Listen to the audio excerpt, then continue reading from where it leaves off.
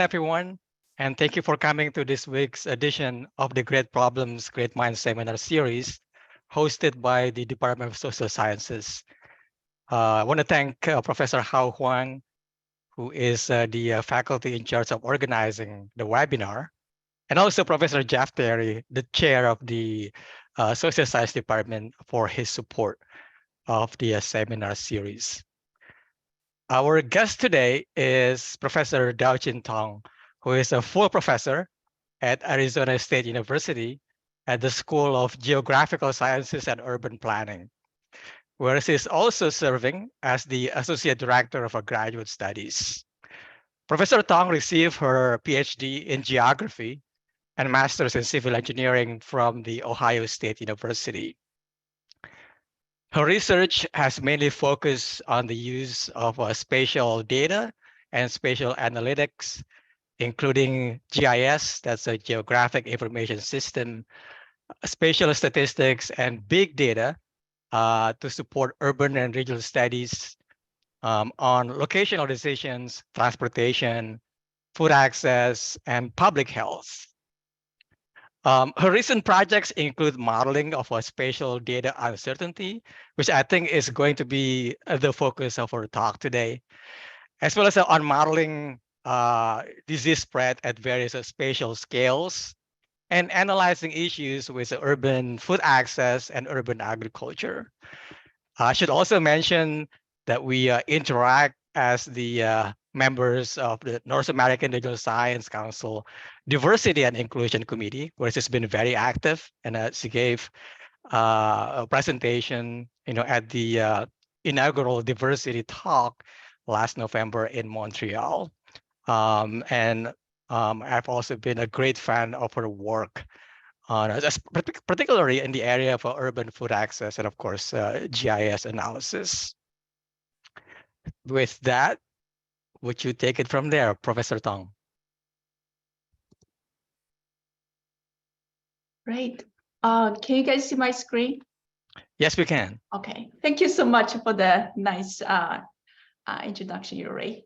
That was very nice. I'm so happy to be here to talk about some of the research that one of my former students and I did actually a while ago. Actually, when I asked her how about what topic would you guys to have for this seminar, and she mentioned, okay, what about the uncertainty stuff that you guys did a few years ago? So this is the work that we did about 2 or 3 years ago, but it's really something interesting and also important. I feel like it's nice to share some of the work that we did on how to incorporate uncertainty into geographic data visualization. So my former student he's now assistant professor at Beijing Normal University. So let's see, how do I? Okay. All right, so some background about geographic data visualization. So it's really powerful because a lot of people love maps. We like graphics because those graphics and maps are really easy for us to interpret results and for us to understand what data present. We also use maps or graphs to visualize patterns or trend to help us sometimes formulate hypotheses and identify important underlying problems, and also assist us to make decisions. And there are different ways to map our data. We can map points, we can map areas, and also continuous data. So today, what I'm going to talk about is focused on choropleth maps. So this is really a very kind of special type of graphics or maps that we geographers work a lot with. So choropleth map is actually a thematic map that just show the phenomenon based on area units. So normally we don't use choropleth maps for point data or for other types of data. So I show a map here. So this is a very typical choropleth map where we have a lot of area units. For instance, we have like counties or census tracts or block groups. And then choropleth map works on group number of units into a number of classes. So for instance, I have lacking of core kind of attribute data. So I'm going to group all the data into 5 different classes. You see here, so each class has a number of area units. And for all the area units in the same class, I'm gonna give them same color. So that's the general idea behind a choropleth map. You have, so this case, I have the same color for all the area units in the same class. You can also have the same pattern or some same shade for different classes. So you'll find a lot of applications using choropleth mapping. I've talked about geographical data or phenomena mapping, but you can see a lot of applications in public health, in business and engineering, and many other disciplines. So I listed some of the commonly used methods here. For instance, equal intervals, just a very simple, which I just divide all the data range into a number of classes. Then for each class will have the same kind of length in terms of data attribute. And then quantile is based on actually the number of observations in each class. And natural breaks actually group area units based on the data distribution, so that all the area units in the same class are more similar than the other than units in other classes. So, but however, so a lot of our mapping techniques or a lot of graphic techniques are based on the assumption that our data are certain. So for instance, income data, we always assume, okay, that is certain. But actually think about our data collection. So I'm thinking about like ACS data, which is American Community Survey data. So data collection is based on samples. So when we a lot of times we don't have 100% population. So we actually collect data based on just a sample of a subpopulation. So when we calculate the estimates, so for estimate of the household income, so I have like a table here, just shows the household income. But we also have, when we download the table, the ACS data from Census Bureau, we also have some information associated with the error. So you see here, that's a margin of error associated with the household income. So that is very common when we have data that does not cover 100% of the population, then our data is just based on an estimate of a sample. So there will be error there. And so just one typical example, we can also, when we even will go to the field to collect the data, we may have measurement error, or we a lot of times map inferences based on statistical models. So think about those parameters we estimate using our statistical models. They have actually uncertainty associated with those parameter estimates. So we have a lot of times we just map or we just visualize the estimate. We don't really map or visualize the uncertainty or error associated with our estimates. So that might be there might be some problems. So as you guys can see here, I have a ACS data table here. So this is data I just download, data set I download from Census Bureau. You see this first column is household income here. And so this is the household income. Along with that, you will see this margin of error. So for areas where we have a lot of people, when we have sufficient amount of sample, your error might tend to be small. But for areas where you have very limited number of population, we're not able to collect enough sample, you see the error can be large. So if we look at this row here, so for household income, 25,000, but the error is almost the same. So you see, sometimes the error could be huge, or as in this case, as much as the estimate itself. It's just because we don't have the sufficient amount of samples from those units. So you see here, even for the same, so this is collected for the same county, the error could vary from unit to unit, because again, that's because sometimes we are able to recruit enough samples or participants. Sometimes we just are not able to recruit enough participants to get a sufficient amount of data. So some area units may have much larger error than other area units. But our current mapping techniques or graphic techniques, a lot of times we're not able to account those uncertainties when we visualize our data. So what we typically do, sometimes when people feel like, okay, uncertainty is important, we want to actually map uncertainty associated with our data attributes. So what normally people do is just say, I'm going to map them separately. So first I'll map the attribute data, then I'll provide the uncertainty map along with the attribute data. So one way is to provide two maps side by side. So just one is a data map, attribute map, and the other just an uncertainty map just next to their data map.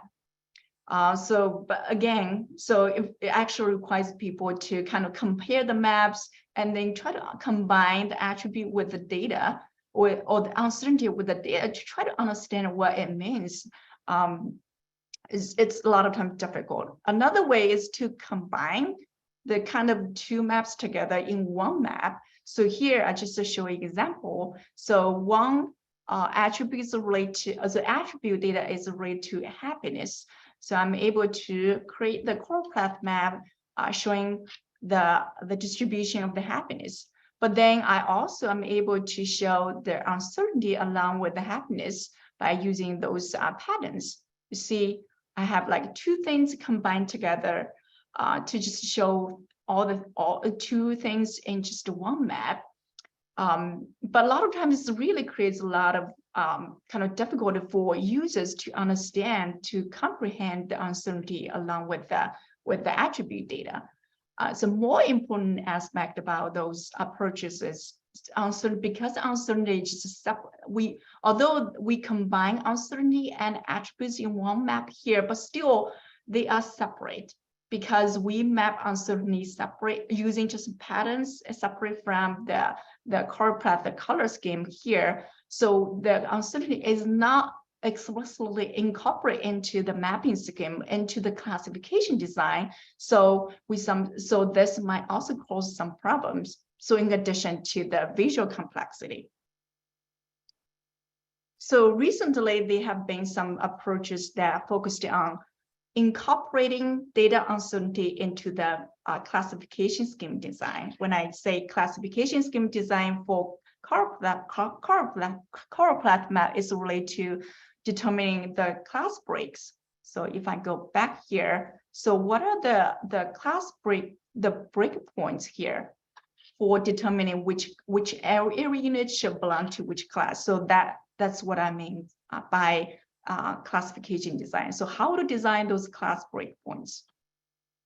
So recently, there's some kind of studies incorporating data uncertainty into the classification scheme design. And there are actually two types of kind of ways to do this. One is trying to maximize the within class homogeneity.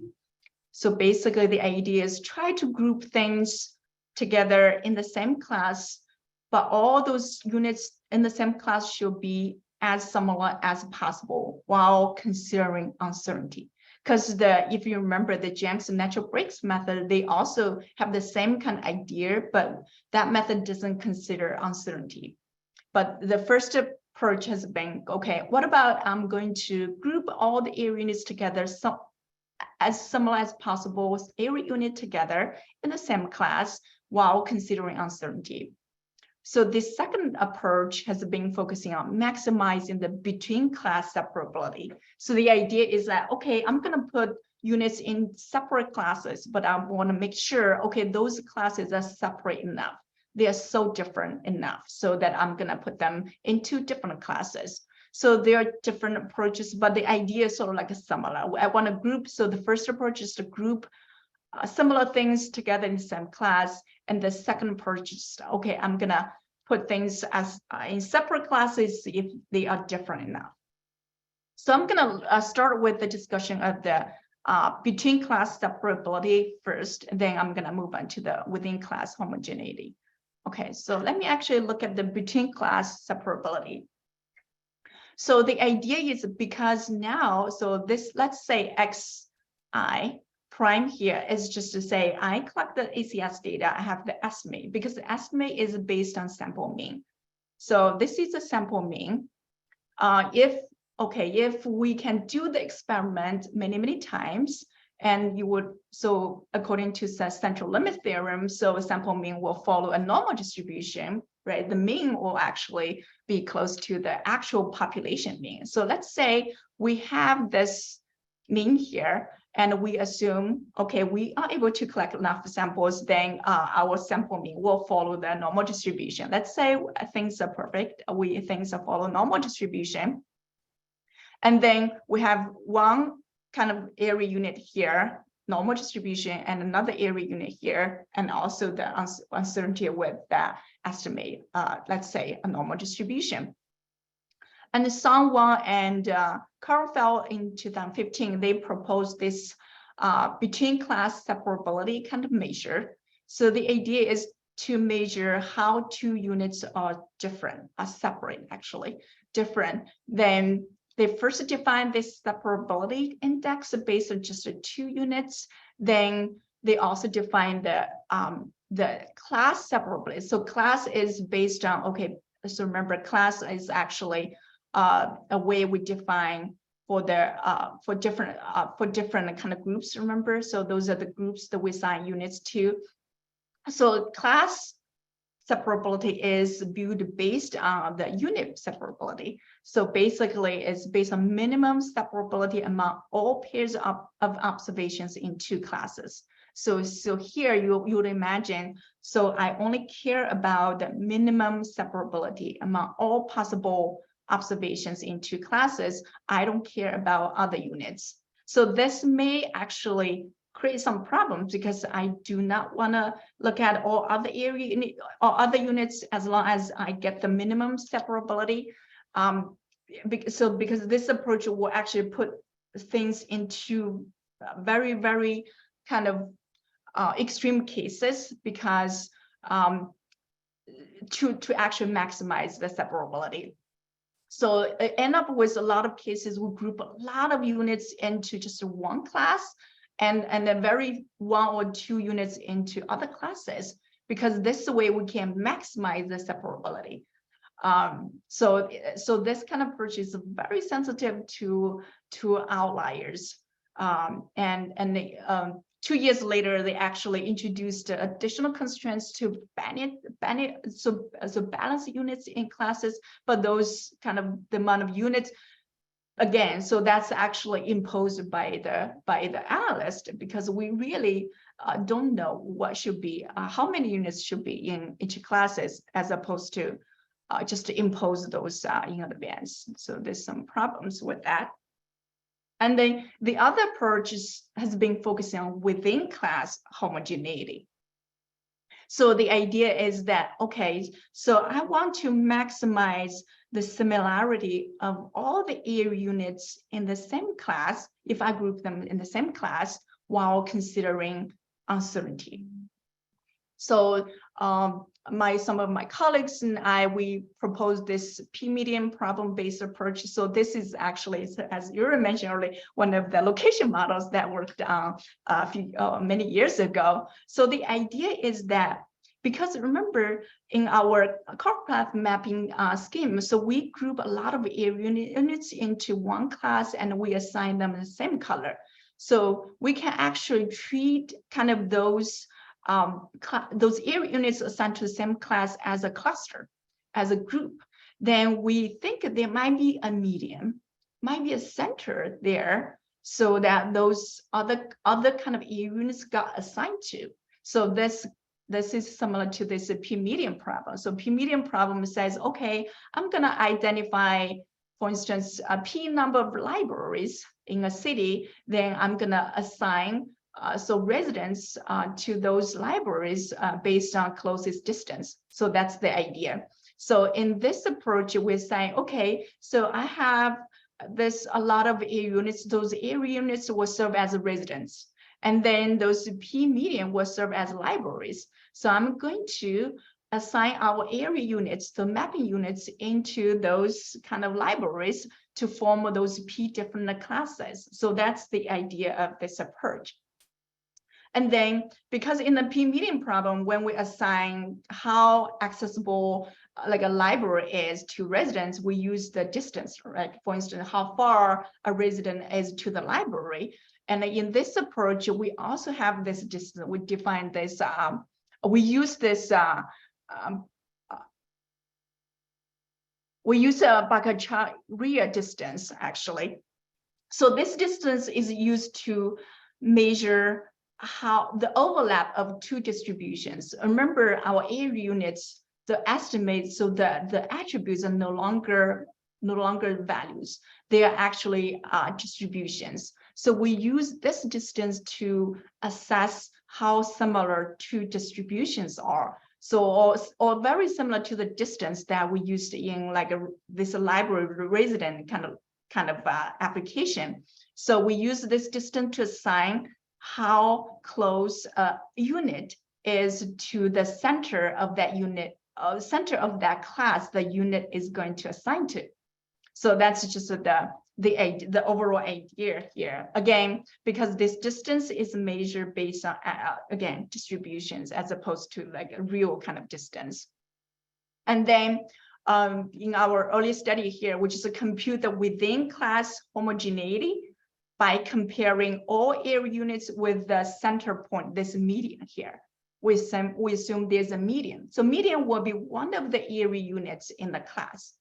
We don't know what that median is, but it will be solved by the problem in our model. And the other approach actually is they also use the same kind of idea, use a distance, but they use a pairwise comparison. Instead of calculating the homogeneity based on map units and the median, they use this pairwise comparison. So basically, for all the area units assigned to the same class, I'm gonna do the pairwise kind of comparison distance calculation. Then I want to kind of I want to maximize the homogeneity. So that's the idea of this pairwise comparison. So however, this distance based on the distribution, although it's called distance, but it's not really distance. It does not obey the triangle inequality kind of property. So you may have some problems. So this is also the problem that we realize when we actually work on the model. So I just we did some simulation here. You see, I have two. Say I've already have or have a class. Okay, I have two classes. Or have two median here, two classes with two median. So one median is P here. This will belong to one class. And the other class, another map class is Q here. That's again, the center of the other class. And then we simulate this kind of two kind of classes here. And then we actually assume there is another area unit that I'm going to assign to either of those two classes. And then I determine what will be the boundary that this area unit will be mapped to either of the two classes. So this line here, there's a y equals 0 here. This is a line that sets the boundary. Okay, so for all the values, so all the estimates of that particular the map unit, if the value is below this line, then it will get assigned to P class. Above that line, it will be assigned to Q class Q. You will see if I have two observations here, one is R1 and the other is R2. You'll see R1 will be assigned to P here. Although it has a larger estimate than R2, R2 will be assigned to Q. So that means for an estimate, for an attribute value, that's larger than the other one, R1, larger than R2, but it got to assign to a smaller class than R2. So that means you have overlapping class boundaries. So although your class breaks here, but you will have attribute that has higher observations or higher estimate got to assign to a smaller class than the other one. So that's because, again, this is not real distance. and you can actually impose the overlapping kind of class boundary, non-overlapping class boundary constraint in the model. But again, the within class homogeneity may not be the optimal. So you actually sacrifice what you really want to achieve in your original goal. So that's the within class homogeneity purge that we did previously. So this research, actually, we are going to propose a new approach. Again, that's actually trying to operationalize the within class homogeneity. So remember, if I go back here, this approach assumes that we have a medium, and that medium serves as one of the map unit. But in our new approach, we say that each class, we do have a representative. We use this representative to characterize a class. Remember, because all the area units in the same class will be grouped together, will be assigned the same color. So we say, okay, there will be a representative value there, or data there that will represent the entire class. And then we try to maximize the within class homogeneity, but we use a different approach. Instead of using this distance kind of approach, we identify this representative class value. This class value may be different from any of the map unit in the same class. It could be a continuous value, could be something, could be one of the map unit, could be a value that's different from any of the map unit in the same class. Then we allocate area units to those classes, and we use maximum likelihood based method to achieve this. Again, so we assume, okay, the random variable, because each map unit, you have the estimate and uncertainty associated with the estimate. So we map each map unit as a random variable and with a probability distribution. They can be normal, they can be a non-normal, they can be any types of distribution.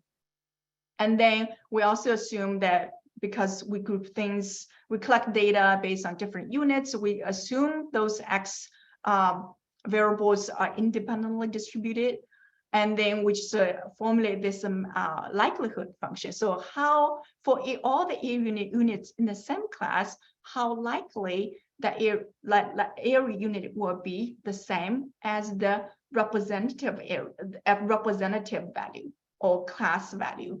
So that's the idea. So we calculate the maximum, calculate the likelihood. So the likelihood function will be, because we have the probability distribution function, likelihood function of that particular for those within each class, how likely all those values will be the same as the all those map units will be same as a representative value or representative kind of unit. So this is overall likelihood. Then you see here, we are assuming we have P number of classes to be generated, and those K are the index of the class breakpoints. Not points, but those dividers, and those VKK will be the class representatives. Okay, and then we can also calculate a log likelihood of that function. So that's a log likelihood. We are going to start with normal distribution to derive the entire formula and also the optimal solution, but you can, we'll talk about other types of distributions in a minute. Let's say we assume X follow all those map units. They follow that the attribute follows a normal distribution. Then with the mean and standard deviation, then we do the calculation. The entire log likelihood function becomes something like this. So if we want to maximize the little L, so it's equivalent to minimize this omega here. And then decisions in this entire formula will be what are the class representatives and what are the class breaks. So those are the class break values. And then so this is the optimization problem. We decompose that problem into kind of 2 stages. So the first stage involves another kind of decomposition. So if you look at the entire formula here, so we actually decompose this because this is omega here. We decompose in those little omega. So each little omega here. So you'll see each little omega here involves just one thing unknown. And then we can actually derive the critical values. And the idea is if we enumerate all the, because those Ks are known, because we can use those map units as serving as the breakpoints. So then we can enumerate all the possible combinations of those breakpoints. Then we can obtain all the possible VKKs, and as well as those little omega here. And the second stage will be just, okay, after we got this, how do we actually get the optimal solution out of that? So stage 2 is just a class break optimization. We actually introduce a number of methods here. So one is the linear programming method and shortest path and dynamic programming. And we also develop a heuristic to look at that. So let's look at the linear programming problem here. Again, we want to minimize the big omega. So it's equivalent to say we are going to minimize the summation of those little omega here. And this SIKK is saying, okay, whether a map unit belongs to a particular class with the class breakpoints of K and K prime. And this means that, okay, each class break, so minimize, and its map unit will be included in just one class. And then the next one just specify the number of classes to be formed. And okay, so I'm good here. So you would imagine this may involve a lot of decision variables. And we actually look at counties in the United States that will involve about 13 million kind of decision variables in this just one model. So I mean, computationally, it will be really, really challenging for us to solve the problem. And we also use this shortest path problem to formulate the problem. So we can treat this little small omega as a length of the edge connecting all those cases. So remember, those will be the class index points.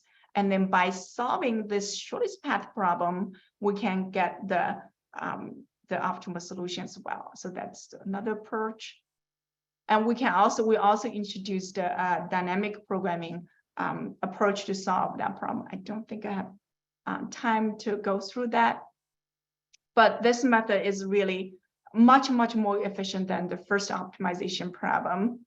The only most time-consuming component will be this enumeration of the little omega. If you remember, we have all these possible class combinations, and we actually derive all the possible critical values and the corresponding little omega. And we also developed ad hoc kind of heuristic approach to solve the model. Again, so instead of enumerating all those possible omega kk prime, we actually calculate omega kk prime on demand. So when there is a demand, I'm going to do the calculation. When there's no, so we don't have to calculate all the possible combinations in advance. So we develop this kind of operator, and then we actually, when there is need, I'm going to do the calculation. When there's no, I don't have to calculate that. In this way, I do not have to calculate all the omega kk prime. But the heuristic the problem with the heuristic might be that we might not be able to get the optimal solution. But in our problem test, we actually the approach works pretty well. We were able to obtain the optimal solution for our test cases. But this is just another way to solve our optimization model. So this is the general kind of this is the overall procedure we use to solve the problem. So as I mentioned, derivation is based on assumption. If you remember, it's based on assumption of the normal distribution of our attribute. But then you can also have many non-normal distributions. For instance, a lot of data might be Poisson distribution, right? Or maybe binomial distribution, or some other or general like gamma distribution. So in those cases, if I go back here,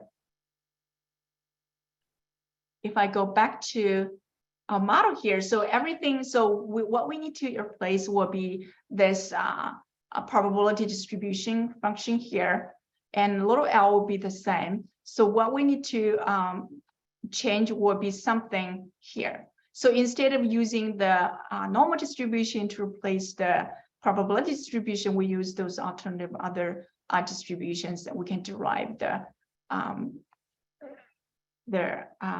and the model and derive the optimal solution and also the class breaks. So I'm gonna show you guys another example later where we're using a different distribution that's not normal distribution. Okay. Right.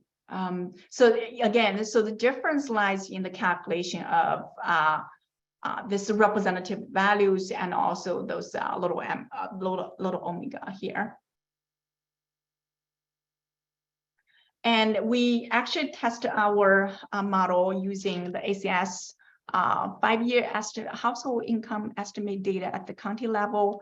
Again, when you download ACS data, you will see there's a margin of error uncertainty associated with each estimate. We actually used a different classification approaches. We look at all the classic one, conventional one, where we don't even consider uncertainty at all. Those equal interval, for instance, quantiles and natural breaks. And we also compared our approach with methods incorporating data uncertainty, for instance, the maximum class separability, MCS, and shortest path with the distance. This distance adds also this p-medium problem-based approach, and also our new approach. This is a maximum likelihood based approach. We also evaluated the overlapping boundary issue between those two approaches. And we also, okay, so use Arizona County median income. Okay, so this is the result. I don't know whether you guys can see this clearly, because I try to put everything here in one slide. So this is S data for 48 continuous state data. We actually look at, so those are different classification models. The conventional one, those three, and also the methods that incorporate data uncertainty. The first one is maximum likelihood based approach, and the other three. We also calculate this. Remember, this big omega is the sort of like the likelihood, but then the opposite of the log likelihood. So we want to, because we want to minimize this big omega here. So you see, our method actually has the smallest objective function among all the possible approaches. I don't know whether you guys can see the maps well. So this also You can see it. Okay, so this is the MLE. So this is our classification scheme. We have the so for each class, we have the class break points here. We also listed the representative, class representative after that. And this is just the conventional approach, natural breaks. And the other, this is a quantile method, and equal interval is not ideal. And you see, if you remember, this is a maximum class separability approach, if you remember. So this approach tries to identify classes so that observations between classes are very different. So classes are so different. And again, because their approach focuses on maximize the separability of classes based on this minimum separability of just 2 units in each class. So actually the project may have some problems related to when you have outliers, or you will actually, a lot of times you will group a lot of observations just in one class. So this is what happened here. You'll see in this classification scheme, a lot of map units got grouped into the first class. And with a very, very few minimal number of map units grouped into other classes. And other approaches. And in terms of problem solution, and in our, as I mentioned, so although our heuristic normally, usually heuristic, a lot of times, again, we cannot guarantee the optimal solution. But when we looked at our heuristic actually gives the same solution as the optimal solution. So our heuristic is able to obtain the best solution. And in terms of computation time, so again, I'm actually doing the classification for the entire, like 48 states mainland. So our heuristic method gives the classification in 1 second, where our shortest path approach about 236 seconds, so a couple of more minutes. And then our dynamic kind of programming approach, similar kind of computation time. For the linear programming approach, we're not able to solve the problem. So remember, we have so many decision variables. Even for just one, this decision variable, there's like 13 million decision variables. So we're not able to solve that problem. And we also actually compare the solution quality using the heuristics for both models. And I don't think I have time to look at that. So basically look at the overlapping boundary issue and how actually, if you look at here, so how actually the boundaries got overlapped together. Boundaries got overlapped together, but our approach, there's no overlap boundary issue. We also have this Bernoulli kind of process. So we have this kind of distribution that's different from a normal distribution. So if you remember previously, I mentioned we actually a lot of times when we collect sample, if we collect sufficient amount of sample, we can be certain that our estimate follows normal, our sample mean follows a normal distribution. Then we have the central limit theorem. Our uncertainty, we can calculate uncertainty, but in some cases, maybe our distribution is not normal. So then we also look at how to derive the classification schemes based on distributions that are not normal. So this is another application we looked at based on disease incidences. That follows, like for individual cases, we assume this Bernoulli kind of process. We also derived the model and also the solution to this problem. Okay. So there's some kind of general comments about the approach.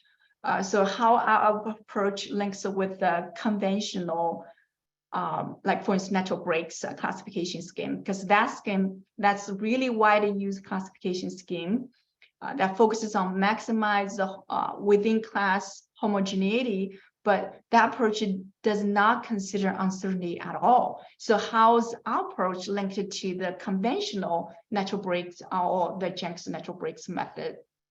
And in the manuscript, we proved that our approach actually gives the same result as the result given by natural breaks method if our uncertainty is normally distributed with the equal variance. So if you can think about in real world applications, if you're pretty certain that your uncertainty follows a normal distribution and your uncertainty actually sort of like has an equal kind of variance, more or less. So it might be okay just to your natural breaks method might give a very pretty good kind of classification scheme. But if your natural breaks method, if your distribution has pretty like unequal variance distribution, then you need to be really careful about your classification scheme. So in this sense, we'll say natural breaks method. So this conventional, very well known natural breaks method, just a special case of our maximum likelihood estimate based method. We also actually talk about the relationship between our method with some other method, for instance, p-median problem-based, the distance-based approach. I don't think I have time to go through that. And also, we also proved that our model will not have the overlapping boundary issue as a lot of existing approaches have, because again, those approaches based on how similar two distributions are based on different distance kind of measure. Although those metrics are called distance, but they're not really distances. So they a lot of times introduce this overlapping boundary issue. We also prove that our approach will not have issue like that.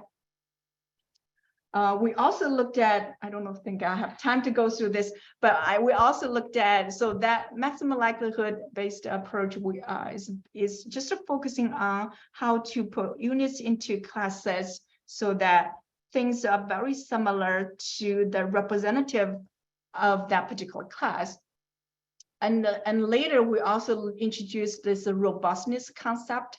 So how sure, especially from the user's point of view, how sure I could be when I put one unit into one class, so for instance, if I'm here, if observations here, how confident I am in terms of belonging into this class. So because the maximum likelihood to say, okay, you are very similar to this the representative value of that class, but I don't know how confident I am. So basically this robustness is used to kind of assess or to incorporate the user's robustness kind of constraint or concern into the into the map class design process. So the idea is, okay, to tell user or ask a user how confident you want to be for certain applications. So the confidence, so robustness may vary with users, may also vary with applications. For certain applications, people might want to be more confident, whereas for other applications, people might be less confident, or some users might want to be our mapping to be more robust than other users. So we Professor, can I yes. give you a few minutes to wrap up as to allow Yes. time for Q&As? Thank you. Sorry, I'm taking a lot of time. That's okay. So actually, we introduced this robustness metric at the area map unit level, class level, and the map level. And then we incorporate this into the, again, the class break design, the classification design. So I'm going to skip the theoretical kind of aspect in this process. We also apply this to generate different maps based on different robustness levels. Yeah, we published the article in International Journal of Geographic Information Science. If you guys are or systems, if you guys are interested, and you guys can read the manuscript. So basically, again, this idea is to incorporate the robustness.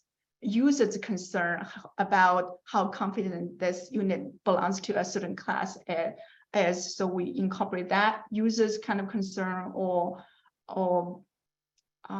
request, and then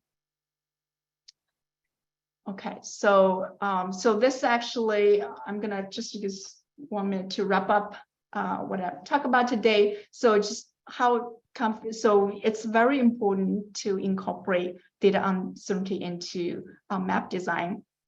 Although in the past many decades, We just map the attribute, we just map the estimates. We don't care about the attribute, but attributes could be critical. And our maps generated based on incorporating maps or not incorporating maps could be very different.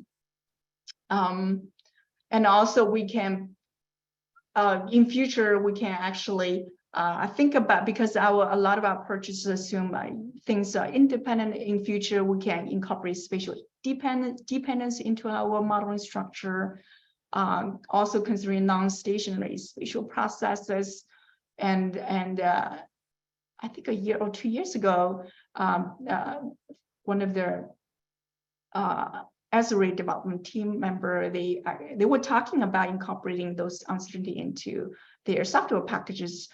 They were looking at the between class separability measure, but I hope just those within class homogeneity measures could also be adopted in those software packages for users to implement.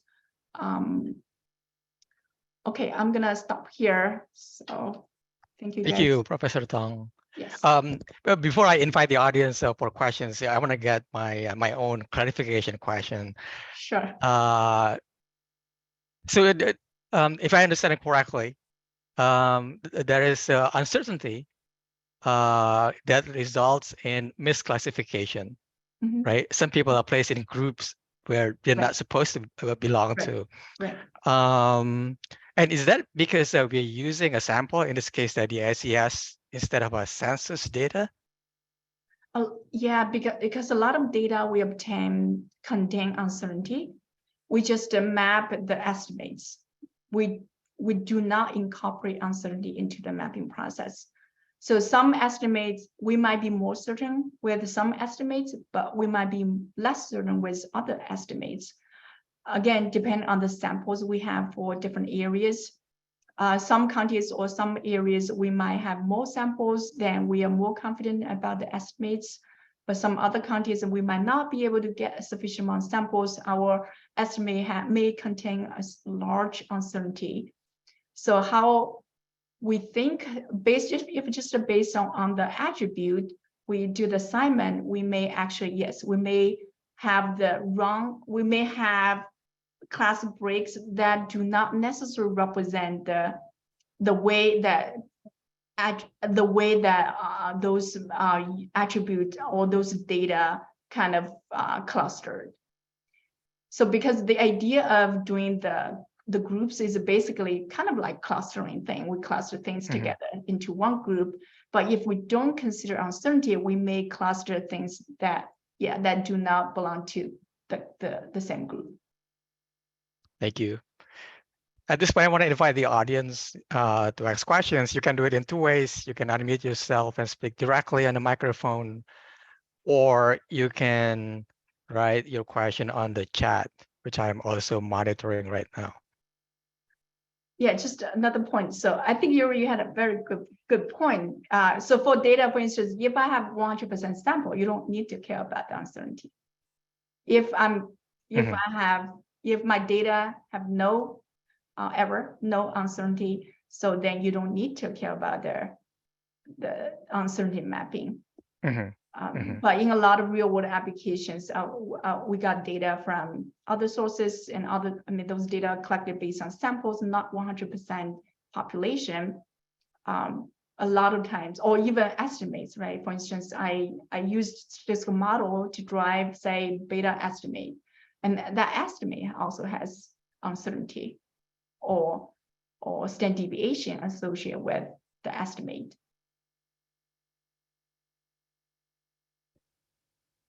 Okay. Any questions? While waiting for the audience, Hao has a question. Yeah, go ahead. Thank you for your great talk for this incorporating uncertainty in geographic data visualization, the new methods. So I'm just wondering, can it possible to distinguish like the sampling error and the non-sampling error for the uncertainty? Yeah, sampling error is something that we cannot avoid because it's just the way we collect the data. It's just uncertainty because sometimes we've got different, like, say I have a total population 100 people. If I collect information, I only collect information based on 20 individuals and derive the mean. And depending on, like, if I go back to the population each time, and then I may got different means, right? So because I got different samples, but if I do this many times, and if I map the sample mean distribution, that sample mean distribution follows a normal distribution with the mean the same as the population mean. The population mean will be the mean of the 100 people. So that's the uncertainty we cannot avoid because we are only able to go to the sample or go to the population, collect one sample each time. So that because we didn't get the information for all the population there, so the sample mean is sample uncertainty is something we cannot avoid. If our data is based on sample, so there's always uncertainty associated with that estimate. For other types of error, could be measurement error, could be, yeah, even for measurement error, there could be some systematic error, right? So maybe something wrong with our instrument, or maybe some other kind of random stuff that will be kind of also uncertainty there. Yeah, there's different types of errors. Some error might be systematic errors, just error that just due to the instrument, but there's also kind of random error. Even we have very accurate kind of instrument, but different individuals use the instrument to measure the same object. Sometimes, let's say the length I read like 5.9, and maybe you read 5.8, right, or 5.7 or something like that. So that kind of error is kind of random error. But if the instrument itself has like systematic error, so the instrument has some defect there, so maybe 5.9 is not really 5.9, maybe it should be 6.3. So that's the systematic kind of error associated with the instrument. That will also introduce uncertainty in our data. So your currently is actually your uncertainty is includes both. Yeah, it could be. Yeah, it could be many different. Could be different types of error. But we also require analysts to kind of have the understanding of the error. So in our input data, we need users to have some information about the uncertainty. Okay, thank you. Or the distribution of the uncertainty. So because a lot of times we will work with the ACS data, for instance. A lot of times our ACS data, if we have sufficient amount of samples, we can assume that those uncertainty follow normal distribution. Okay, thank you. All right, thanks. I want to talk about the non-technical aspect of your research in this area, because we both teach in policy-oriented departments. What are some of the policy implications, that we can derive from this research? Yeah, I also thought later, so I talk about the robustness, and after that, we also published another manuscript talking about those robustness, how to incorporate users' kind of perception about robustness into the mapping process.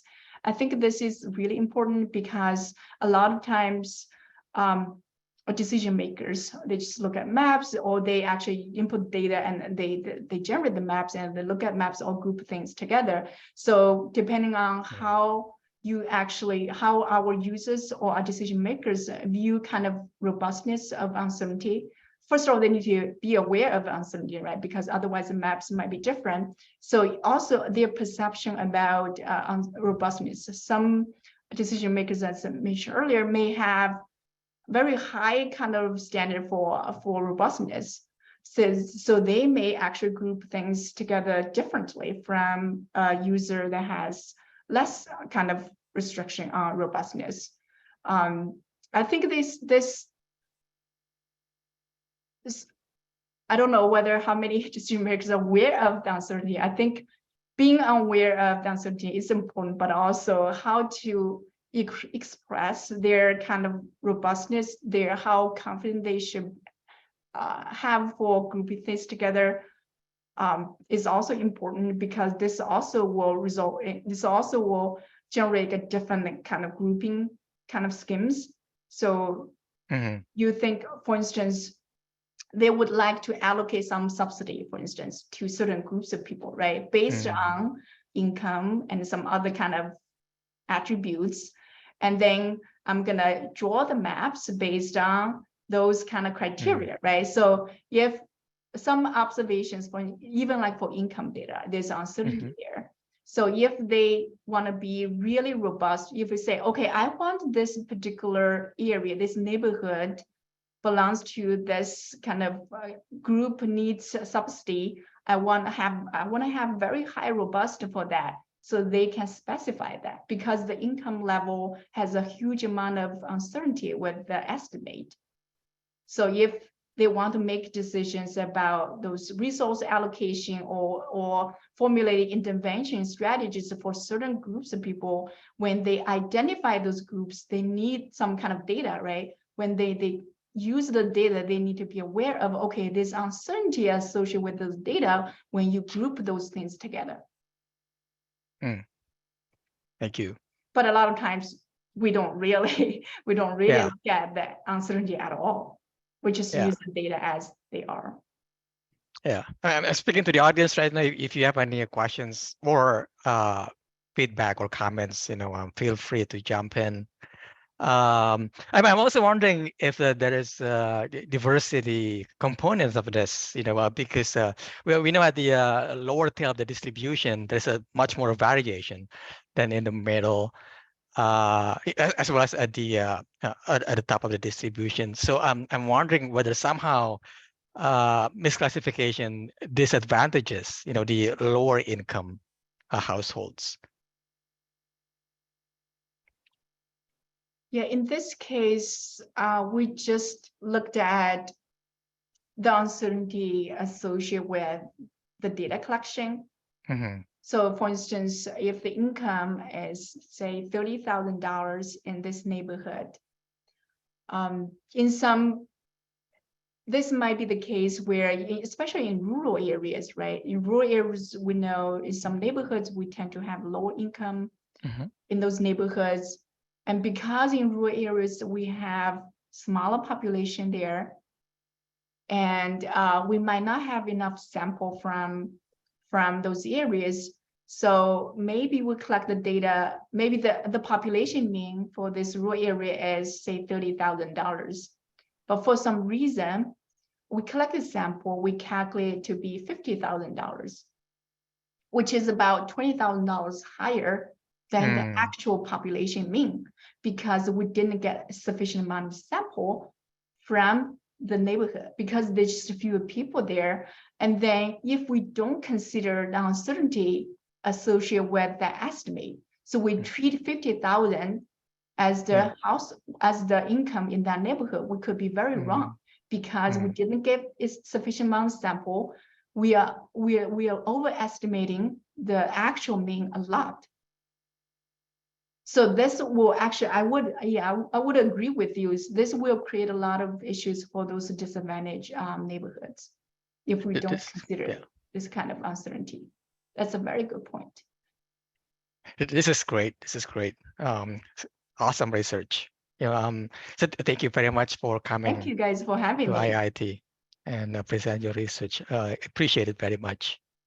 Does anyone have any other questions or thoughts?